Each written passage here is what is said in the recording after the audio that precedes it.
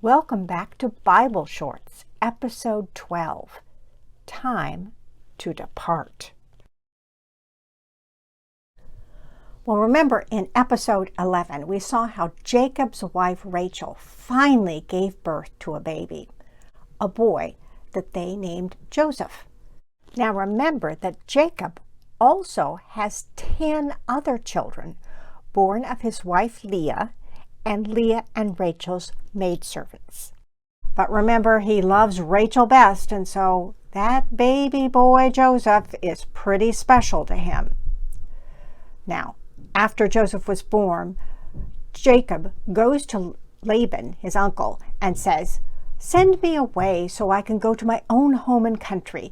Give me my wives and my children for whom I have served you, and let me go. For you know very well how the service that I have given you, and I need to provide for my family." But Laban replied, "Name your wages and I'll give it to you. What shall I give to you?" And Laban says this because he does not want Jacob to leave. And Jacob replied, "Oh, you shall not give me anything if you will do this one thing for me. Let me go through your flocks today and take out every speckled and spotted sheep and goat and every black sheep and lamb, and those shall be my wages." Now, these type of animals are typically very rare, so there would be very few of them. But Jacob is thinking he could breed them and increase those numbers. And Laban said, "Good, let it be as you have said." But that very day, Laban removed the male and female goats that were striped and speckled, and every one that had white on it, and every lamb that was black, and put them in charge of his own sons, and set a distance of 3 days' journey between himself and Jacob. Jacob was left with what was left of Laban's flocks. Then the story in Genesis tells this wildly, completely unscientific story of how most of the flock left with Jacob gives birth to mostly striped or speckled or black animals.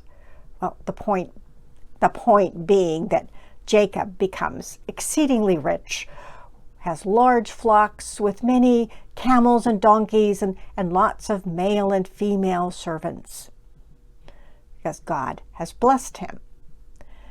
Then Laban's sons start spreading a rumor saying, "Jacob has taken all that was our father's. He has gained all this wealth from what belonged to our father." So Jacob calls Rachel and Leah out to him in the fields and says to them, "Your father is not so favorable to me as he was before. He's tried to cheat me and change my wages like 10 times. But the Lord has protected me." So if Laban says, "Just the speckled baby animals shall be yours," all that year's lambs and kids were speckled. And then if he switches it around and then says, no, next year, just the striped ones will be your wages, then amazingly, most of the flock that I have has striped animals. God has recently spoken to me in a dream and said, "I am the God from Bethel, where you raised a pillar and made a vow to me." Remember, the staircase or the stairway that went up and down that Jacob had dreamed of in Bethel? God says, "Now leave this land at once and return to the land of your birth, and I will be with you." Well, and Rachel and Leah agreed.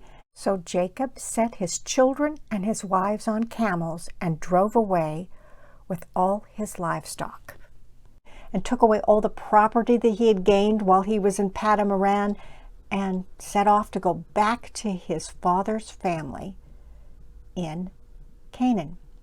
But Rachel, before they left, without telling anyone, has taken some things from her father's tent.